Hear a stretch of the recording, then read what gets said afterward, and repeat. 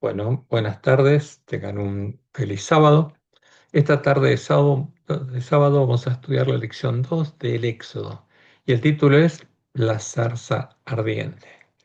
Y vamos a empezar con una introducción, porque en nuestros estudios van a observar que repetimos algunas cosas que ya hemos estudiado y lo hacemos para poder poner línea sobre línea a las nuevas palabras sobre las que ya hemos estudiado, como Dios nos indicó que debemos hacerlo, para mostrar la perfecta relación que existe entre ambas y para que podamos comprender las palabras de las profecías, que en lengua de tartamudos anuncian lo que estaría sucediendo en nuestros días.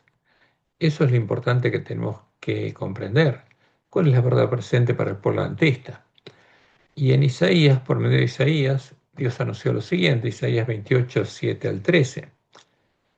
Y está hablando de los dirigentes de su pueblo, pero también estos cerraron con el vino y con sidra se entontecieron.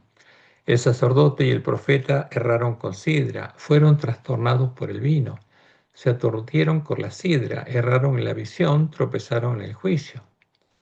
Porque toda mesa está llena de vómito y suciedad, hasta no haber lugar limpio. Y esa era la condición en la que estaría el pueblo de Dios, primero cuando Jesús viniera y después en nuestro tiempo. Por eso Jehová dice lo siguiente: ¿a quién se enseñará ciencia o a quién se hará entender doctrina? ¿Quién comprendería cuál es la verdad? Y dice: a los destetados, a los arrancados de los pechos.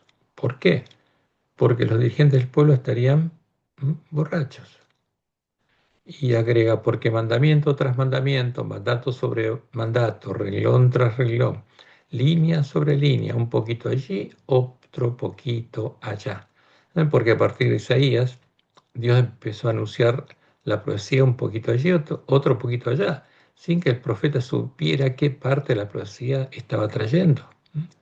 Y dice Jehová: porque en lengua de tartamudos y en extraña lengua hablará este pueblo, a los cuales él dijo: este es el reposo, dad reposo al cansado, y este es el refrigerio, mas no quisieron oír. Y entonces, ¿qué pasaría? La palabra pues de Jehová les será mandamiento tras mandamiento, mandato sobre mandato, renglón tras renglón, línea sobre línea, un poquito allí, otro poquito allá, hasta que vayan y caigan de espaldas y sean quebrantados, enlazados y presos. Entonces esa es la forma como Dios empezó a anunciar la profecía. ¿Y qué tendremos que hacer nosotros? Encontrar todas las palabras de la profecía y ponerlas línea sobre línea. Eso es lo que Dios nos dice. Y la promesa es que Él nos guiaría a comprender las palabras de la profecía. Como leemos en Isaías 42, versículos 9 y 23. He aquí se cumplieron las cosas primeras y yo anuncio cosas nuevas. Y Jehová estaba anunciando cosas nuevas, especialmente la venida del Mesías y el Evangelio del Reino de Dios. Y esta es la promesa: antes que salga a la luz, yo os las haré notorias. O sea, antes que se cumplan, su pueblo las comprendería. Y Jehová pregunta: ¿quién de vosotros oirá esto? ¿Quién atenderá y escuchará respecto al porvenir? O sea, ¿quién clamará a Jehová para que Él lo guíe a conocer la verdad? Esa es la pregunta. Y como le anuncia las palabras de la profecía, por el estado lamentable de los dirigentes de su pueblo, que estarían comiendo y bebiendo con los borrachos, porque así lo anunció Jesús, y vomitando sobre la mesa lo que comieron y bebieron con los borrachos, Dios debería darle a conocer el significado de las profecías que anunció en lengua de tartamudos a los recién destetados, a los arrancados de los pechos, a los nuevos adventistas. Y luego debería enviarlos a hacer la obra de los siervos fieles y prudentes, para que sus hermanos también pudieran oír las palabras de profecía a tiempo y prepararse para su cumplimiento. Porque Jesús está hablando de esto en Mateo 24, 45 al 51. Y dijo Jesús: ¿quién es pues el siervo fiel y prudente al cual puso su Señor? ¿Quién lo pone? Dios lo pone, haciendo la obra del hombre de escobilla, mostrándole el significado de las palabras profecía, poniéndoles línea sobre línea. ¿eh? ¿Quién es el siervo fiel y prudente al cual puso su Señor sobre su casa, sobre las vírgenes dormidas, para que les dé el alimento a tiempo? Bienaventurado aquel siervo al cual cuando su señor venga le haya haciendo así. De cierto os digo que sobre todos sus bienes le pondrá. Pero si aquel siervo malo dijera en su corazón, mi señor tarda en venir, y comenzara a golpear a sus consiervos y aun a comer y a beber con los borrachos, ¿con quiénes? Con los lobos vestidos de ovejas, en la comida y la bebida de la mesa de Jezabel. Vendrá el señor de aquel siervo en día que éste no espera y en la hora que no sabe, y lo castigará duramente y pondrá su parte con los hipócritas, con los falsos. Allí será el lloro y el crujir de dientes. ¿Y cuál es la comida y la bebida de los borrachos? Son las doctrinas que son el vino del furor de la fornicación de la gran ramera con el dragón. Y la principal doctrina es la doctrina de Jezabel, la doctrina de la Trinidad, la doctrina que define a la imagen de la bestia, el Jesús, que es la puerta ancha, el camino espacioso que lleva a la perdición. La doctrina que llevó a los apóstatas de la iglesia primitiva a conocer las profundidades de Satanás y a convertirse en sus hijos, y como Caín, en asesinos de sus antiguos hermanos, como podemos ver en el edicto de Tesalónica del año 380.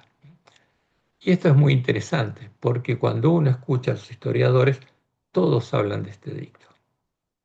Pero en la iglesia adventista uno escucha a muchos predicadores que teóricamente predican la verdad, y ninguno habla del edicto de Tesalónica. Todos lo ocultan. ¿Por qué? Porque no predican verdaderamente el mensaje de los tres ángeles. Y como leemos en 1 Juan 3, 10 al 12, en esto se manifiestan los hijos de Dios y los hijos del diablo. Todo aquel que no hace justicia y que no ama a su hermano no es hijo de Dios. Porque este es el mensaje que habéis oído desde el principio, que nos amemos unos a otros. ¿Y qué pasa con el hijo de Dios? Dios derrama su amor en el corazón de él. No como Caín, que era hijo de quién? De Satanás, hijo del maligno, y mató a su hermano. ¿Y por qué causa le mató? Porque sus obras eran malas y las de su hermano justas. ¿Y qué buscaron hacer los apóstatas por medio de la edicto de Tesalónica?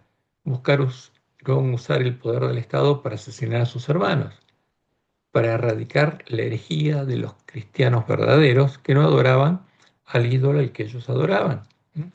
Y esto es lo que dijo la bestia romana. Queremos que todos los pueblos profesen la religión, impone por la fuerza una religión.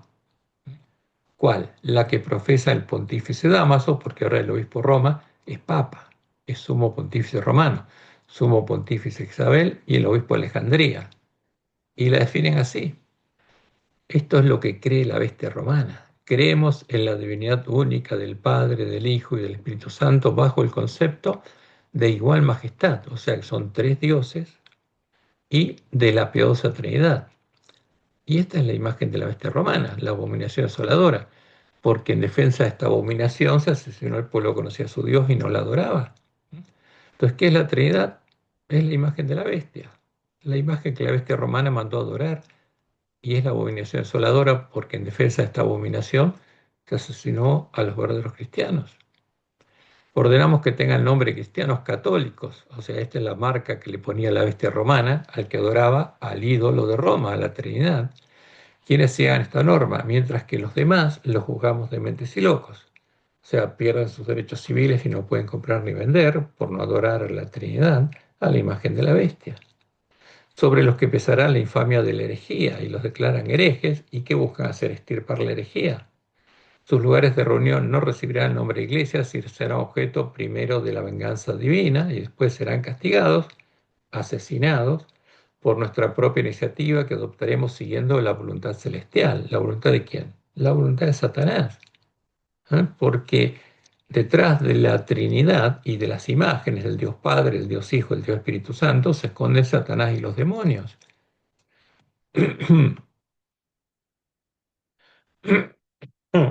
Y como vemos que Dios le mostró en Ajuay, en Primeros Escritos 211, Satanás, justamente porque es la voluntad de Satanás lo que hacía la bestia romana, se regocijaba por la caída de tantos. Entonces incitó a la iglesia caída, ¿a quién? A Roma, a la mujer Isabel, a obligar a quienes querían conservar la pureza de su religión a que se diesen a sus ceremonias y al culto de las imágenes. ¿A qué imágenes? Las definidas en la doctrina de la Trinidad, que son imágenes de la bandera negra de los paganos, o recibirse en la muerte. Los fuegos de la persecución se encendieron nuevamente contra la verdadera iglesia de Cristo, la iglesia del desierto, y millones fueron muertos sin misericordia. ¿Por qué?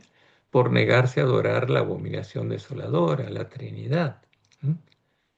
Y esta es la comida de la vida de los borrachos que los dirigentes de nuestra iglesia le están dando al pueblo adventista para que beba del vino el furor de la fornicación de la Gran Babilonia y adore al dragón junto a las otras mujeres que lo adoran.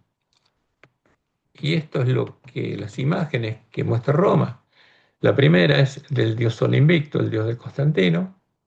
Y la segunda es la imagen que Satanás le mostró a Constantino, que es el sol, Baal, con la cruz en el medio, símbolo porque las cruces para los paganos eran los símbolos de las estrellas, los hijos del dios Sol y el dios Luna.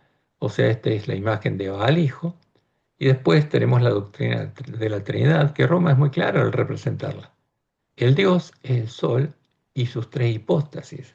O sea, Dios es Baal, el Sol, y ahí tenemos Baal Padre, Baal Hijo y Baal Espíritu Santo. Tres imágenes de hombre que en la cabeza tienen el Sol con la cruz de Malta, símbolo de que son hipóstasis del Sol. Baal Padre, Baal Hijo y Baal Espíritu Santo, y esa es la Trinidad. Y esa es la abominación que se introdujo en nuestra iglesia. Porque nuestra iglesia adora a Satanás y a los demonios, adorando a la imagen de la bestia, a la Trinidad. Y por eso se maravilló toda la tierra en pos de la bestia, y la profecía de Apocalipsis 13, 3 y 4 ya se cumplió. Vio en sus cabezas como herida de muerte. Está hablando de la herida de muerte, la sexta cabeza de la bestia romana, que representa a la mujer Jezabel. Pero su herida mortal fue sanada y se maravilló toda la tierra. ¿Y qué significa toda la tierra? La iglesia remanente, y no solo el mar, las iglesias caídas, que son parte de Babilonia y son parte del mar. ¿Mm? Toda la tierra, todos los ángeles de la Odisea, en pos de la bestia y adoraron al dragón, al adorar a la imagen de la bestia, a la Trinidad, que había dado autoridad a la bestia, y adoraron a la bestia, reconociéndola como parte de la iglesia de Cristo, porque eso es lo que hacen nuestros dirigentes, diciendo quién como la bestia y quién podrá luchar contra ella. Y este es el escenario en el cual Dios empezaría a actuar. Por eso continuaremos poniendo línea sobre línea las palabras de la profecía para que nuestros hermanos vean claramente la diferencia entre Jehová y los Baales, los señores de la Gran Babilonia, el Dios Padre, Baal Padre, el Dios Hijo, Baal Hijo y el Dios Espíritu Santo, Baal Espíritu Santo, porque de eso se trata. Son ídolos. La Trinidad y el Dios Padre, el Dios Hijo y el Dios Espíritu Santo son ídolos, son abominaciones, son las imágenes de la bandera negra de los paganos disfrazadas de cristianas. De eso se trata, y nuestra misión es predicar el mensaje de los tres ángeles para que ninguno de nuestros hermanos sea engañado y se pierda, y sea hecho habitación de demonios. Y vamos a empezar estudiando, justamente porque así empieza nuestra lección, estudiando quiénes son los que toman el nombre de Jehová en vano. Porque el segundo mandamiento, el tercer mandamiento es, no tomarás el nombre de Jehová tu Dios en vano, porque no dará por inocente Jehová al que tomare su nombre en vano. Ahora, ¿qué significa la palabra hebrea shab, que se traduce como vano? No es lo siguiente, vamos a ver el diccionario Strong, el significado de esta palabra. Shab, ¿eh? Que viene de la palabra hebrea 7722, en el sentido de desolar. ¿Qué significa? Es desolar el nombre de Dios, hacer mal al nombre de Dios, destruirlo. Literalmente ruina, o sea, eliminarlo. Y o usar el nombre de Dios con un ídolo. ¿Mm? O tomarlo como algo inútil, sin valor, y eliminarlo. Eso significa. Además de no llamar Jehová a un ídolo, como lo están haciendo los dirigentes del pueblo adventista, especialmente esta lección, el principal significado de este mandamiento es no desolar, quitar o destruir el nombre de Dios, no tomarlo como algo vano y dejar de nombrarlo, como hizo el pueblo de Israel en el tiempo de la apostasía, negándose a dar gloria al nombre de Jehová y empezar a llamarlo Baal, el Señor, porque el Señor significa Baal, porque Baal traducido es el Señor, como los paganos llaman a sus dioses, como lo hace la versión ecuménica de la Biblia que usan los autores de nuestras lecciones. ¿Por qué? Porque Roma al crear la Biblia católica, eliminó del Nuevo Testamento el nombre de Jehová. Por eso los manuscritos griegos que encontramos no existe el nombre de Jehová, porque son los manuscritos de la Biblia católica que creó Jerónimo Estridón, porque los demás, los verdaderos manuscritos originales, fueron quemados. Y los últimos ejemplares de la Biblia sin corrupción, como dice la Lenguaje del Conflicto de los Siglos, que tienen los valdenses, cuando al fin del siglo XIII lograban asesinarlos a todos, también quemaron sus ejemplares, para que nadie conociera la verdad. ¿Mm? Entonces, ¿qué significa la palabra Baal en hebreo? Significa maestro, esposo, dueño o señor. Entonces, cuando ponen el señor, están diciendo Baal, porque cuando los sacerdotes Baal clamaban, Baal, Baal responde, ¿qué estaban diciendo? Señor, Señor, responde. Eso estaban diciendo. Y como vemos en la lección de esta semana, la zarza ardiente, ¿cuál es el versículo de memoria? ¿Qué dice ahí? El Señor le dijo. Pero eso no es lo que dice la verdadera Biblia. Esta es una Biblia hecha por los vestidos de oveja que quieren eliminar el nombre de Jehová. Y vamos a ver por qué lo quieren eliminar de la Biblia. Porque el Señor es un nombre genérico con el que se llama a todos los dioses paganos. Y cuando uno ve cómo formaron la triple alianza religiosa, es justamente para decir que todos adoran al mismo Señor, a un Señor genérico que es el Dios común a toda la Gran Babilonia. Pero ese Señor genérico sin nombre, ¿quién es? Como no tiene nombre, puede ser cualquiera de los señores de Babilonia, cualquiera de los dioses de todas las rameras que se unieron a la Triple Alianza, y los autores de nuestra lección lo usan para indicar que es el Dios Hijo de la Trinidad, el Jesús al que adoran la bestia, el falso profeta, los lobos que vinieron a nosotros vestidos de ovejas, y los autores de nuestra lección. Pero es un ídolo, es uno de los Baales. Y esto es lo que leemos en la lección del próximo lunes, 7 de julio, el ángel del Señor. Y tomamos Éxodo 3:4, el ángel del Señor, ¿no? El ángel de Jehová, el mensajero de Jehová apareció a Moisés entre las llamas de una zarza, Éxodo 3:2, y toman la nueva versión internacional, que es la Biblia jesuita. Y dicen, fue Jesús mismo quien habló a Moisés desde la zarza, Éxodo 3:4. ¿Y de quién está hablando? Fue el Dios Hijo de la Trinidad. Y siguen diciendo, no siempre que la Biblia se usa el título del ángel del Señor se hace referencia a Jesucristo. El término ángel significa simplemente mensajero, malaj en hebreo, y es el contexto el que determina si se refiere a un ser humano, un ángel o a Jesús. En muchos casos, el ángel del Señor se refiere en la Biblia a una persona divina. Siempre se refiere a Jehová, como saber. Y dicen, analiza, por ejemplo, Génesis 22:11, 15 al 18, 31:3, 11:13, Jueces 2:1 y 2, 6:11 al 22, Zacarías 3:1 y 2. Cuando es así, el ángel del Señor no solo habla en nombre de este, sino que es el Señor mismo quien dice, Jesús. Es uno de los Baales, de los señores, es el mensajero de Dios para comunicarnos la palabra del Padre, la palabra de otros los Baales o señores,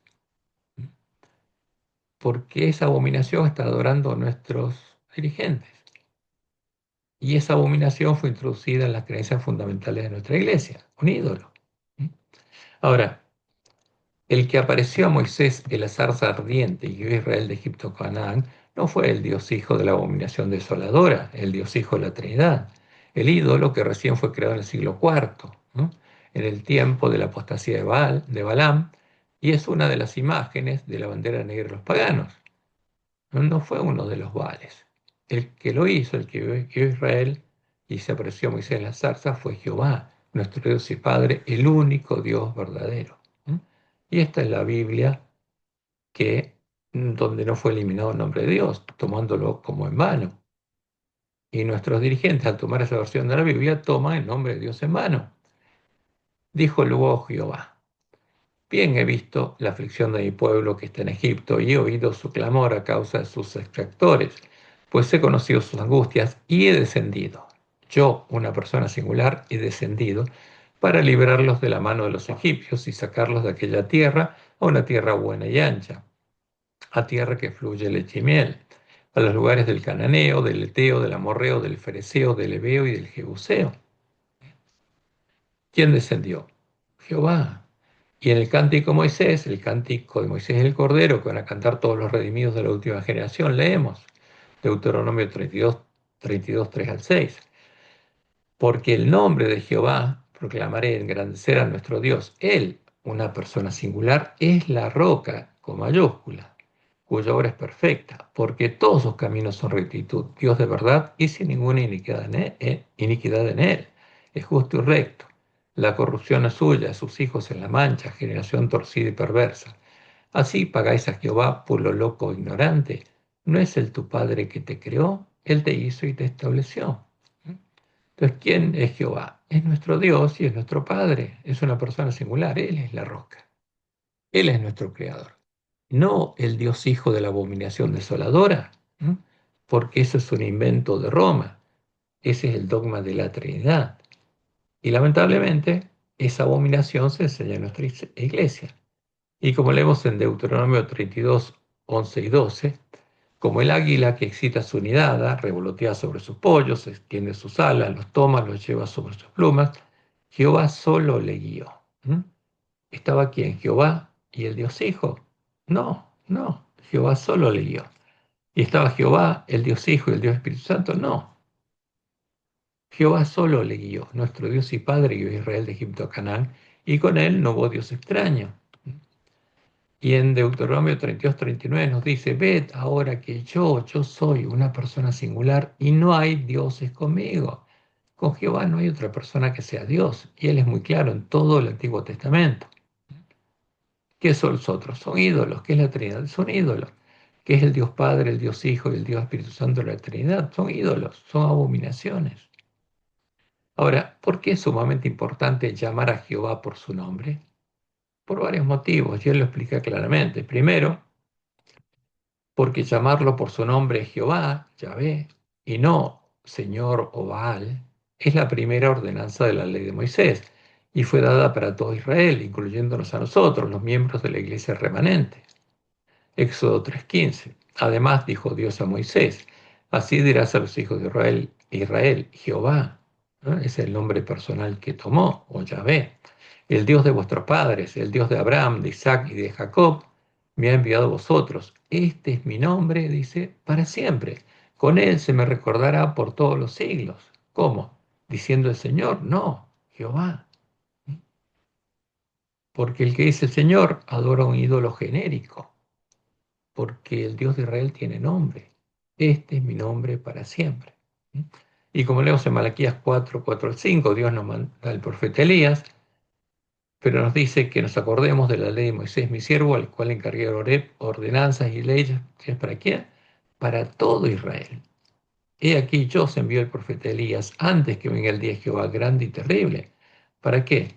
Para que nos acordemos de que Jehová es nuestro Dios y no Baal, no los Baales, no los dioses de la gran Babilonia. Y segundo, porque la bendición de Jehová sobre su pueblo depende de que se invoque su nombre sobre su pueblo. Y este es el centro del pacto de Jehová con Leví, el pacto con sus sacerdotes, como leemos en Números 6, 22 al 27. Jehová habló a Moisés diciendo, habla a Aarón y a sus hijos y diles, así, de este modo, bendeciréis a los hijos de Israel, diciéndoles, ¿cómo? Jehová, siempre nombrando el nombre de Dios. Jehová te bendiga y te guarde. Jehová haga resplandecer su rostro sobre ti y tenga de ti misericordia. Jehová alce sobre ti su rostro y ponga en ti paz. ¿Qué pasa cuando los pastores adventistas dicen el Señor te bendiga y te guarde? ¿Qué Señor? Al que ellos adoran. ¿Quién tiene que bendecir? Jehová, no. El Señor al que adoran, el ídolo al que adoran. Por eso esa bendición no sirve para nada. Si no ponemos el nombre de Jehová, como él dice, y pondrá mi nombre sobre los hijos de Israel y yo los bendeciré. Ahora, si nosotros no invocamos el nombre de Jehová, Jehová no va a bendecir. ¿Quién tiene que bendecir? El Señor al que estemos adorando. Y si son los Baales tienen que bendecir. ¿Y qué había pasado con el pueblo de Israel? Había llegado el tiempo cuando los sacerdotes se negaban a dar gloria al nombre de Jehová, como lo hacen nuestros dirigentes, siguiendo el camino al ecumenismo con las iglesias caídas, que se unen a Roma, y Roma adora a los Baales. Malaquías 1:6. El Hijo honra al Padre y el Señor a su Señor. Si pues yo soy Padre, ¿dónde está mi honra? Y si soy Señor, ¿dónde está mi temor? Dice Jehová de los ejércitos a vosotros, oh sacerdotes, que menospreciáis mi nombre. Y decís, ¿en qué hemos menospreciado tu nombre? Lo habían eliminado. ¿M? Y después en el capítulo 2 del 1 al 7, les dice, ahora pues, oh sacerdotes, para vosotros es este mandamiento, si no oyereis y si no decidís de corazón dar gloria a mi nombre, ha dicho Jehová de los ejércitos, enviaré maldición sobre vosotros y maldeciré vuestras bendiciones. Y aún las he maldecido porque no os habéis decidido de corazón. ¿Por qué? Porque si ellos decían, el Señor te bendiga, Jehová no podía bendecir. ¿Mm? El Señor al que ellos adoraban tenía que bendecir. ¿Y qué les dice Jehová? He aquí yo os dañaré la sementera, yo echaré al rostro el estiércol de vuestros animales sacrificados y seréis arrojados juntamente con él. Y sabréis que yo envié este mandamiento para que fuese mi pacto con Leví, ha dicho Jehová de los ejércitos. ¿Y cuál es el mandamiento? Invocar su nombre sobre el pueblo. Mi pacto con él fue de vida y paz, las cuales cosas yo le di para que me temiera y tuvo temor de mí, delante de mi nombre, estuvo humillado. La ley de verdad estuvo en su boca, e iniquidad no fue hallada en sus labios. En paz y en justicia anduvo conmigo, y a muchos hizo apartar de la iniquidad. Porque los labios del sacerdote han de guardar la sabiduría, y de su boca el pueblo buscará la ley.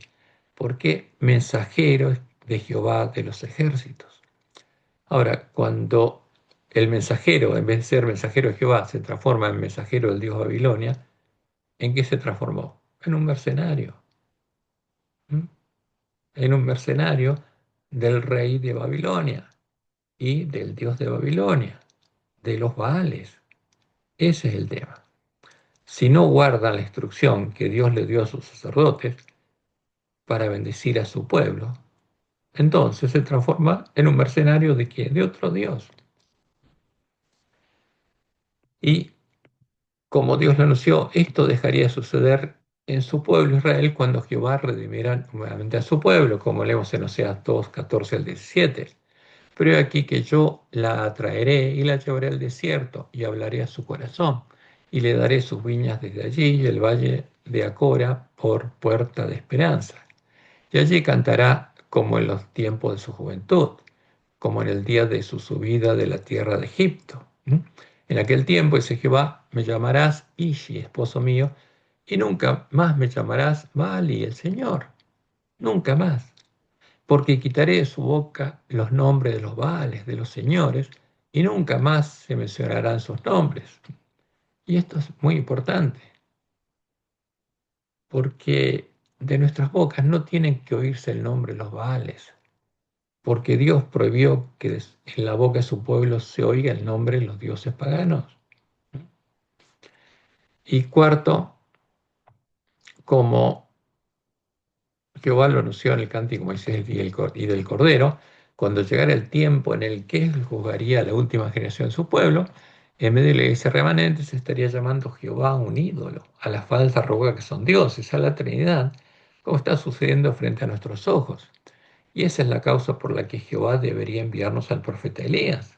¿Mm? Y esto es muy claro, porque la roca de ellos, en minúsculas, la Trinidad, no es como nuestra roca, como Jehová. Y aún nuestros enemigos son de ellos jueces, porque de la vid de Sodoma es la vid, el Jesús de ellos. Entonces, el Jesús de la Trinidad, ¿quién es? La vid de Sodoma, no es la vid verdadera. Y de los campos de Gomorra, las uvas de ellos son uvas ponzoñosas, racimos muy amargos tienen, veneno de serpientes de su vino, ¿qué son? Doctrinas de demonios y ponzoña cruel de áspides. Y dice Jehová, ¿no tengo yo esto guardado conmigo, sellado en mis tesoros? Mía es la venganza y la retribución. A su tiempo su pie resbalará, porque el día de su aflicción está cercano y lo que le está preparado se apresura. porque Jehová juzgará a su pueblo. Fíjense que este es el mensaje del primer ángel. ¿Y qué estaría pasando con el pueblo? Estaría adorando una falsa roca. Por eso el llamado del primer ángel a llamar a quién? Al verdadero creador, a Jehová. Porque Jehová juzgará a su pueblo. Y por amor de sus siervos se arrepentirá cuando viere que la fuerza pereció y que no queda ni siervo ni libre, que todos están en la condición del ángel de la Odisea. Y dirá, ¿qué diría Jehová? ¿Mm? ¿Dónde están sus dioses? Porque tendríamos dioses. La roca, en minúsculas, en que se refugiaban, que comían la grosura de sus sacrificios y bebían el vino de sus libaciones. Porque ¿a quién se adora en nuestra iglesia el sábado? A la Trinidad.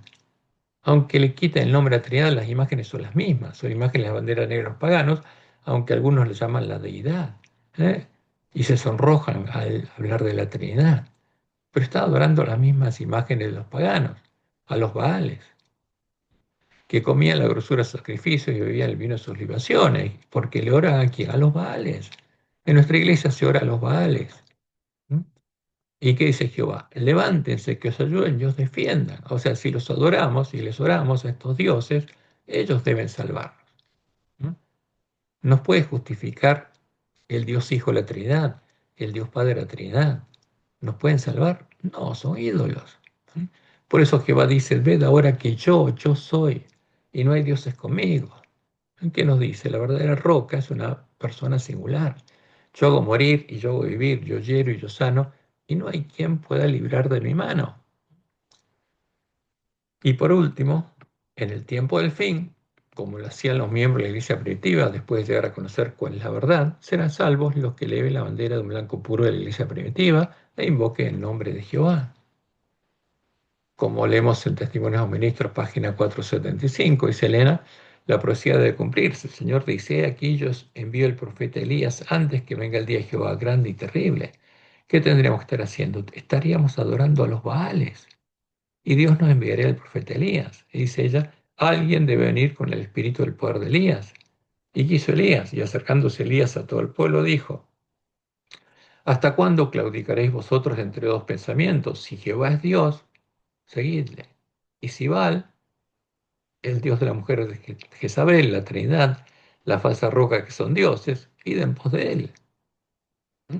Ahora, de esto depende nuestra vida y va a ser una elección consciente.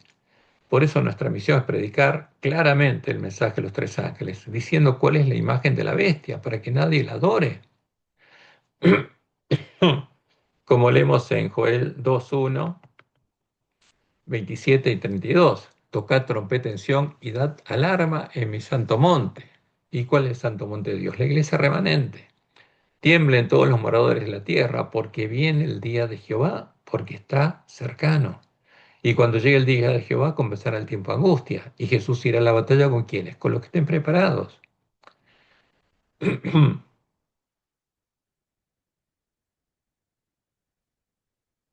Y el versículo 27 dice, y conoceréis que en medio de Israel estoy yo, una persona singular, y que yo soy Jehová vuestro Dios, y no hay otro. ¿Mm? ¿Hay un Dios Hijo con Jehová? No. ¿Hay un Dios Espíritu Santo con Jehová? No. Hay un solo Dios, que es Jehová. Los otros son ídolos. Y mi pueblo nunca más, jamás será avergonzado.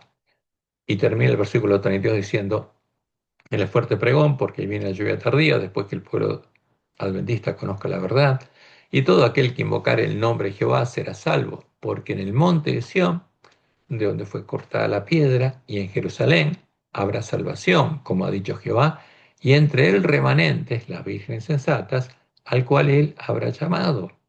Por eso es muy importante invocar el nombre de Jehová, y por eso Satanás y sus siervos lo eliminan. ¿Mm? Como leemos en Hechos 2:21, ahí Pedro claramente está hablando de lo que dijo el profeta Joel, y citando Joel 2:32, y todo aquel que invocar el nombre de quién, de Jehová, no del Señor, no de Baal, será salvo. Y lo mismo leemos en Romanos 10:13, porque Pablo también cita Joel 2:32, porque todo aquel que invocar el nombre de Jehová será salvo. Y frente a estas claras evidencias, ¿invocaremos el nombre de Jehová, el nombre de Yahvé, o invocaremos el nombre de los señores de la Gran Babilonia, el nombre cristiano de las imágenes de la bandera negra de los paganos? Y la acción es nuestra. Ahora, de esa decisión depende nuestra vida, porque los ídolos de Jezabel, ¿no? Los ídolos definidos en la doctrina de la Trinidad no nos pueden salvar.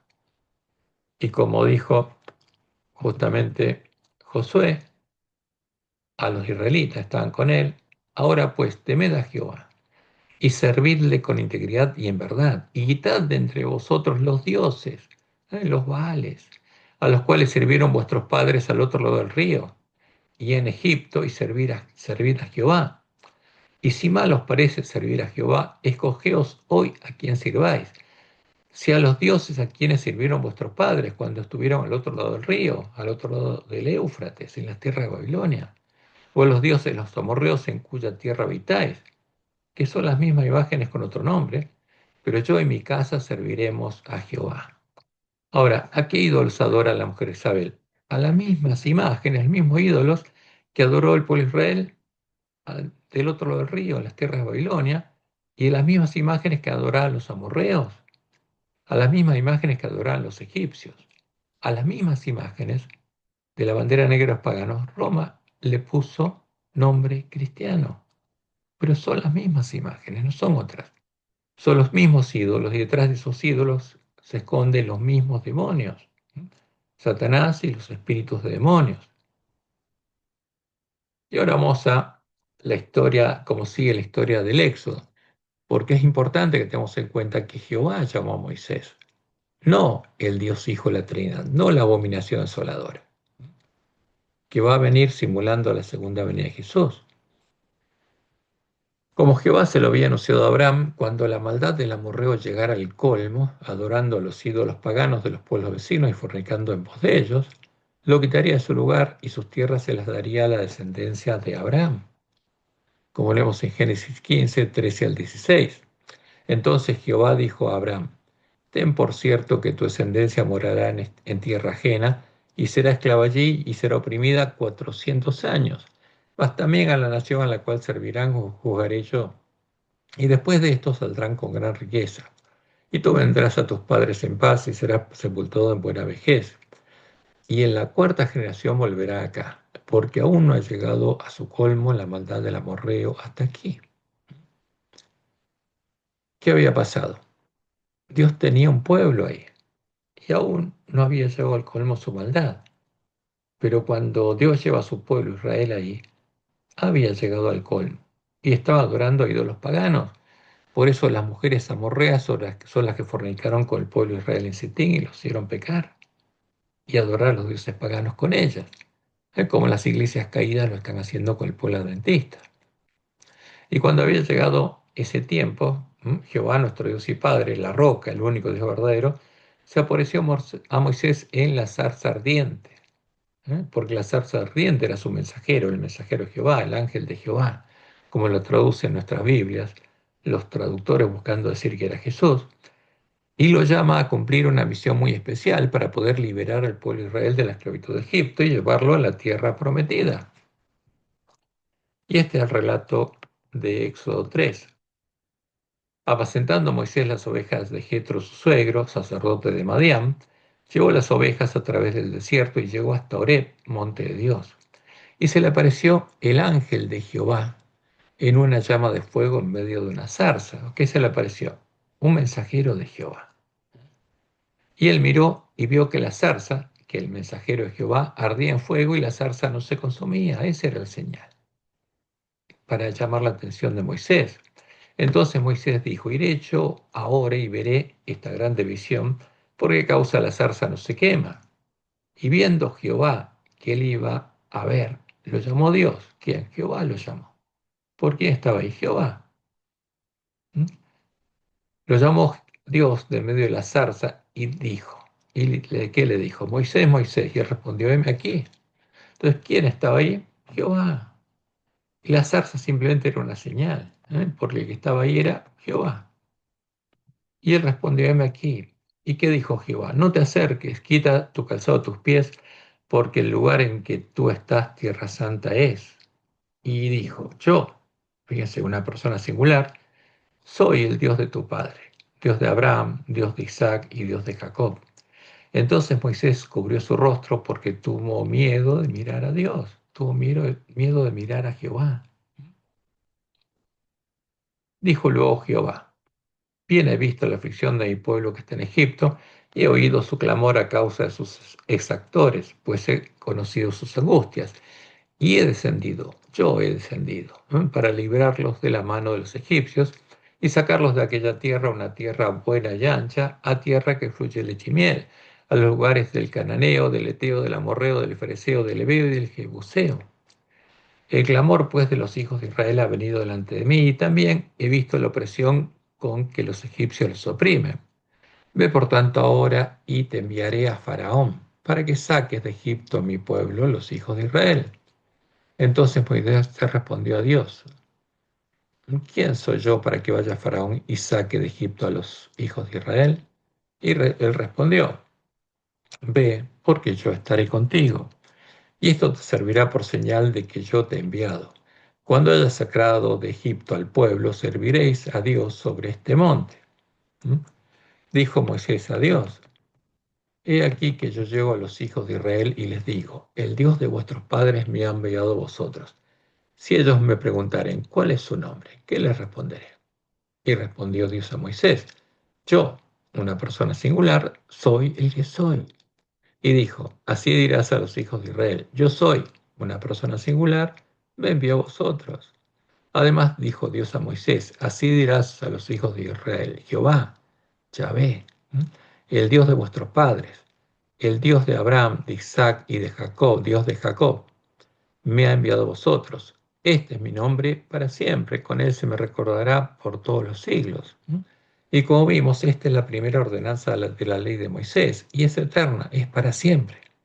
Este es el origen de la bandera de un blanco puro de la iglesia primitiva, que nos muestra claramente que Jehová era el Dios de la iglesia primitiva. Y esta es la bandera que Dios le mostró a Elena White que debe elevar el pueblo adventista. Primeros Escritos, página 211, bajo el título de la Gran Apostasía. Esto me fue presentado de la siguiente manera: una gran compañía de idólatras paganos llevaba una bandera negra, sobre la cual se veían figuras del sol, la luna y las estrellas, las imágenes de los dioses paganos. Esta compañía parecía feroz y airada. Se mostró luego otra compañía que llevaba una bandera de un blanco puro, fíjense, sin ninguna imagen, sobre la cual estaba escrito: pureza y santidad a Jehová. Y esa es la bandera que tiene que llevar el pueblo adventista. ¿Y qué hicieron los apóstatas? Elevaron la bandera negra de los paganos, con las mismas imágenes, ahora con nombre cristiano. Pero son las mismas imágenes, son los mismos dioses paganos. Y, y esto es lo que anuncia que la profecía que sucederá incluso con la gran multitud que saldrá de la Gran Babilonia y entrará por las puertas del templo y la ciudad de Dios. ¿Qué van a elevar? La bandera en blanco puro, como leemos en Zacarías 14, 20 al 21, porque esto es lo que ocurre al final del fuerte pregón. En aquel día estará grabado sobre las campanillas de los caballos: santidad ¿a quién? A Jehová. Y las ollas de la casa de Jehová serán como los tazones del altar, y toda olla en Jerusalén y Judá será consagrada a Jehová de los ejércitos, que tendrán el verdadero alimento. Y todos los que sacrificaren vendrán y tomarán de ellas y cocerán en ellas, y no habrá en aquel día más mercader en la casa de Jehová de los ejércitos, como lo hay ahora, porque ahora hay mercaderes. ¿Qué es un mercader? Un mercenario. El que trabaja, ¿por qué? Por la plata, pero no por amor a Dios. Y seguimos leyendo en Éxodo 3:16 en adelante. Y Jehová le dice a Moisés: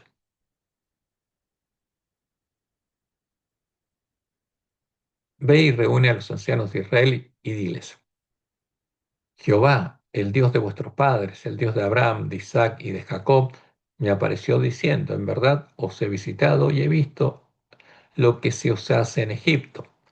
Y he dicho: yo, una persona singular, vuestro padre, os sacaré de la aflicción de Egipto, a la tierra del cananeo, del eteo, del amorreo, del fereceo, del heveo y del jebuseo, a una tierra que fluye leche y miel. Y oirán tu voz, e irás tú y los ancianos de Israel al rey de Egipto, y le diréis: Jehová, el Dios de los hebreos, nos ha encontrado. Por tanto, nosotros iremos ahora en camino de 3 días por el desierto, para que ofrezcamos sacrificios a Jehová nuestro Dios. Mas yo sé que el rey de Egipto no os dejará ir sino por mano fuerte. Pero yo extenderé mi mano y heriré a Egipto con todas mis maravillas que haré en él, y entonces os dejará ir. Y yo daré a este pueblo gracia a los ojos de los egipcios, para que cuando salgáis no vayáis con las manos vacías, sino que pedirá cada mujer a su vecina y a su huéspeda alhajas de plata, alhajas de oro y vestidos, los cuales pondréis sobre vuestros hijos y vuestras hijas, y despojaréis a Egipto. ¿Y qué pasó con Moisés? Moisés había estado 40 años en el desierto, desaprendiendo muchas cosas que había aprendido en Egipto y aprendiendo otras, siendo pastor de ovejas, para llegar a ser una persona mansa. Pero tenía dudas y se le planteó a Dios y le planteó excusas.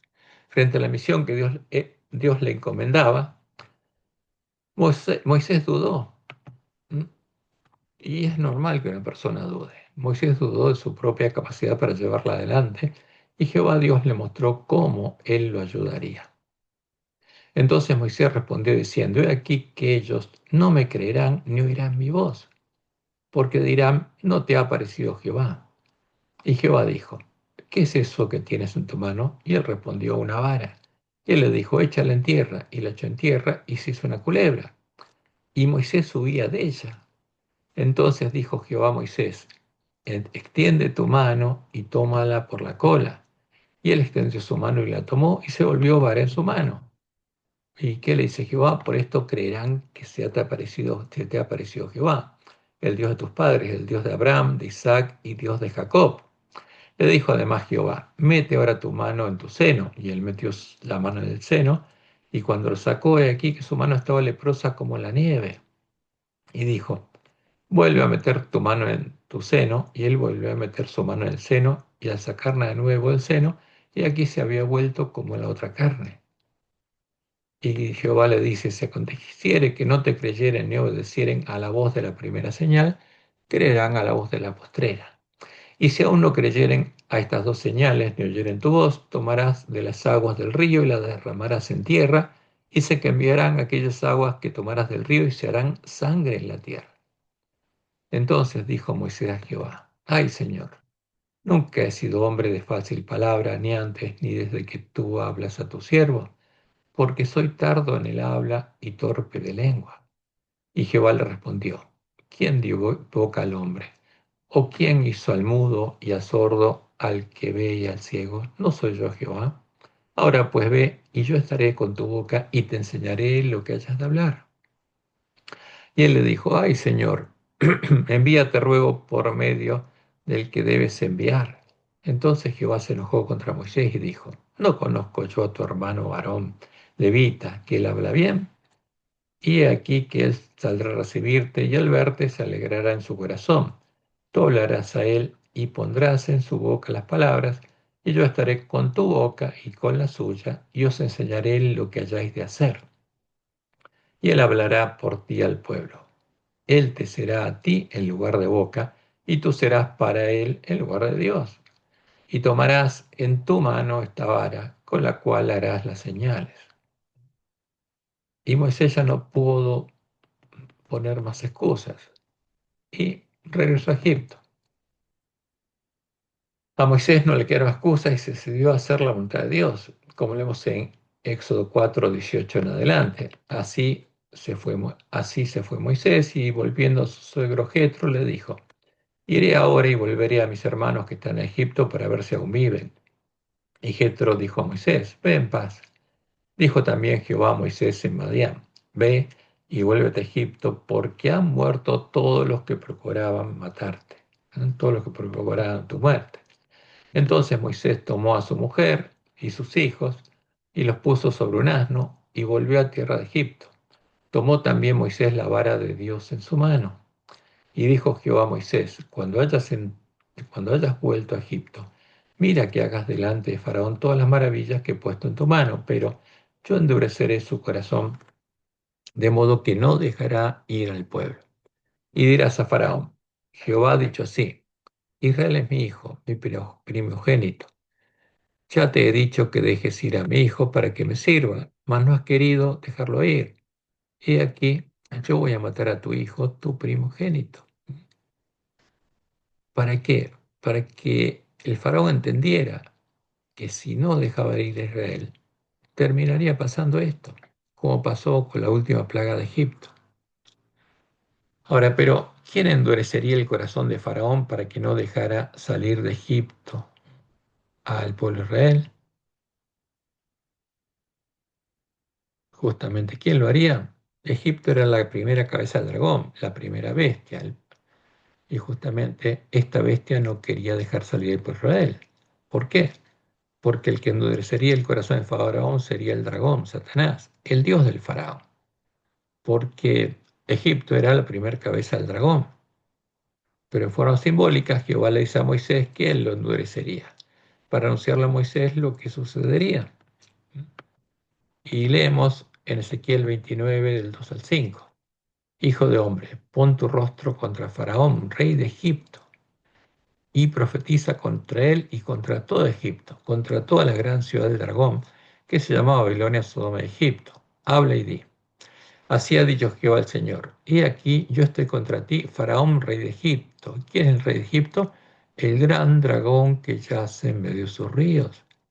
¿Quién dirigía Egipto? Satanás, porque Egipto es la primera cabeza del dragón. Y Satanás endureció el corazón del faraón contra el pueblo de Israel. He aquí yo estoy contra ti, faraón, rey de Egipto, el gran dragón que yace en medio de sus ríos. Por cuando gobernó el faraón, ¿quién gobernaba? Satanás, el cual dijo, mío es el Nilo, pues yo lo hice. Yo pues pondré garfios en tus quijadas y pegaré los peces de tus ríos a tus escamas, y te sacaré de en medio de tus ríos, y todos los peces de tus ríos saldrán pegados a tus escamas. Y te dejaré en el desierto a ti y a todos los peces de tus ríos, sobre la faz del campo caerás. No serás recogido ni serás juntado. A las fieras de la tierra y a las aves del cielo te he dado por comida. Y esta profecía de Ezequiel justamente está repetida en Apocalipsis 19, porque esto es lo que ocurre en la última batalla. Y vi a un ángel que estaba en pies en el sol y clamó a gran voz diciendo a todas las aves que vuelan en medio del cielo, venid y congregaos a la gran cena de Dios, para que comáis carnes de reyes y de capitanes, y carnes de fuertes, carnes de caballos y de sus jinetes, y carnes de todos, libres y esclavos, pequeños y grandes. Y vi a la bestia, a los reyes de la tierra y a sus ejércitos reunidos para guerrear contra el que montaba el caballo y contra su ejército. ¿Y qué pasó? ¿Quién vence? El Cordero vence, el verdadero Cordero, ¿no? Jehová. Y la bestia fue apresada y con ella el falso profeta, que había hecho delante de ella las señales con las cuales había engañado a los que recibieron la marca de la bestia y habían adorado su imagen, a su ídolo. Estos dos fueron lanzados vivos dentro de un lago de fuego que arde con azufre, y los demás fueron muertos con la espada que salía de la boca del que montaba el caballo, y todas las aves se sacieron de las carnes de ellos. Porque, ¿qué pasa? Quedan todos muertos acá en la tierra y nadie los recoge. ¿Y quién se los come? Las aves rapiña y las fieras de la tierra, como Dios dijo. Y este es el ejército del dragón, de Faraón, el rey de Egipto, el gran dragón que yace en medio de sus ríos. Él es el que guiaba a Faraón, ¿no? Porque moraba en Faraón, como mora en el hombre pecado. Y esta es la palabra profética más segura que anuncia lo que sucederá con todos los que adoren en forma consciente al dragón, adorando a la imagen de la bestia. Y sigue el relato, y ahora justamente se relaciona con el pacto de la circuncisión.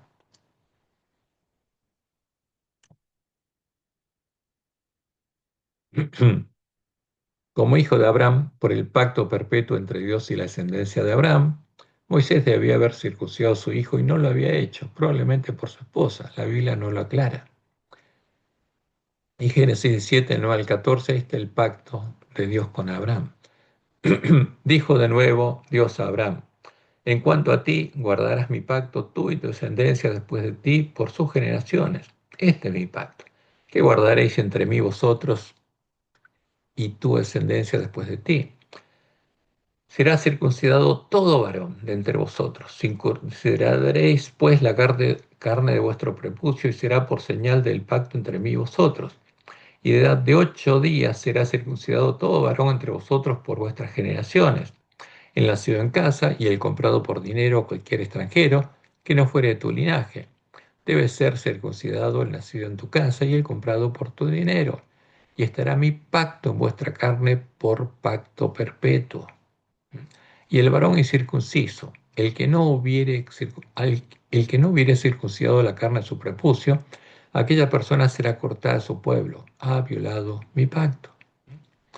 Y esto era importante. Y Moisés no había circuncidado a su hijo mayor. ¿Y qué pasó? Y fue ella, Séfora, la que al ver que Dios estaba airado con Moisés por no haber guardado las palabras del pacto, lo circuncidó. Como leemos en Éxodo 4, 24 al 26. Y aconteció en el camino que en una posada Jehová le salió al encuentro y quiso matarlo simbólicamente. Eso es lo que aparece en el relato. Entonces Séfora tomó un pedernal afilado y cortó el prepucio de su hijo y lo echó a sus pies, diciendo: a la verdad, tú me eres un esposo de sangre. Así le dejó luego ir. Y ella dijo: esposo de sangre a causa de la circuncisión. Y a partir de ese momento, toda la familia de Moisés cumplía con el pacto de Dios con Abraham. Y Moisés llega después a Egipto. Y Aarón le sale al encuentro de Moisés, y ambos se presentan ante el pueblo de Israel para darles las buenas nuevas que Jehová les había dado. Éxodo 4:27. Jehová dijo a Aarón: ve a recibir a Moisés al desierto. Y él fue, y lo encontró en el monte de Dios, y le besó. Entonces contó Moisés a Aarón todas las palabras de Jehová que le enviaba y todas las señales que le había dado. Y fueron Moisés y Aarón y reunieron a todos los ancianos de los hijos de Israel. Y habló Aarón acerca de todas las cosas que Jehová había dicho a Moisés, e hizo las señales delante de los ojos del pueblo, y el pueblo creyó. Y oyendo que Jehová había visitado a los hijos de Israel, y que había visto su aflicción, se inclinaron y adoraron. ¿A quién? A Jehová, al Dios de Abraham, de Isaac y de Jacob. Y a partir de ese momento comienzan a sucederse los eventos que finalizarían con la liberación del pueblo de Israel de la esclavitud de Egipto en la primera Pascua, lo que se transformó en un símbolo de la liberación del pueblo de Dios del reino del pecado y la muerte, el reino del príncipe de este mundo, ¿no? Porque Egipto es el reino de Satanás, como lo serían todas las bestias posteriores. Y en Isaías 61, 1 y 2 está el mensaje que Jesús vino a predicar. El Espíritu de Jehová el Señor está sobre mí porque me ungió Jehová, por Jesús ser el ungido de Jehová. Me ha enviado a predicar buenas nuevas a los abatidos, a vendar a los quebrantados del corazón, a publicar libertad a los cautivos. ¿A dónde estaban cautivos? En el reino del pecado y la muerte. Y a los presos, apertura de la cárcel. Todos estaban presos. Después que Adán y Eva fueron sacados del Edén, quedaron presos en el reino del príncipe de este mundo. ¿Mm? A proclamar el año de la buena voluntad de Jehová, el tiempo cuando la puerta de la casa de Dios está abierta para que podamos entrar. Y eso está simbolizado en el santuario, porque el atrio es un símbolo de Babilonia, Sodoma, Egipto, porque ahí está el altar donde murió Jesús. Y como dice Apocalipsis 11, Jesús murió, ¿dónde? En medio de la gran ciudad que se llama Babilonia, Sodoma, Egipto, el reino del príncipe de este mundo, donde nosotros debemos morir, donde están los esclavos del pecado, para liberar a los esclavos de la esclavitud del pecado, para que las puertas de la cárcel se abrieran y también la puerta de la casa de Dios se abriera. Y a partir de ahí un camino nuevo y vivo por el cual los hombres pueden entrar a la casa de Dios y morar en la presencia de Dios. Y hasta que llegue el fin del tiempo de gracia, la puerta de la cárcel y la puerta del templo de Jehová permanecerán aún abiertas, como dijo Jesús, Mateo 24:14, y será predicado este evangelio del reino, para que todos los hijos de Dios salgan de Babilonia y entren al templo de Dios en todo el mundo, para testimonio a todas las naciones que habrán bebido el vino de Babilonia, y entonces vendrá el fin. ¿Por qué? Porque todo el que quiera va a poder entrar a la casa de Dios, salir de la cárcel. Y después de oír ese evangelio, el que no quiera salir, ya está, eligió no salir y va a recibir la marca de la bestia. Y este es el centro del mensaje de los tres ángeles que tenemos que predicar. Tenemos que predicar el Evangelio eterno, el Evangelio del Reino de Dios. ¿Y quién es el Dios verdadero y cuál es la imagen de la bestia? ¿Cuál es el disfraz de Satanás y los demonios para que ninguno de los que tengan hambre y sed de justicia lo adore y todos puedan ser salvos? Esa es la misión del pueblo adventista. Esa es la misión que tenemos que empezar a hacer nosotros, primero, con nuestros hermanos de la iglesia remanente. Y después, cuando llegue el tiempo de angustia, con todo el pueblo de Dios que en este tiempo se encuentra en la gran Babilonia. Que Jehová te bendiga y te guarde y te guíe a toda verdad y que tengas un bendecido fin de sábado y una bendecida semana.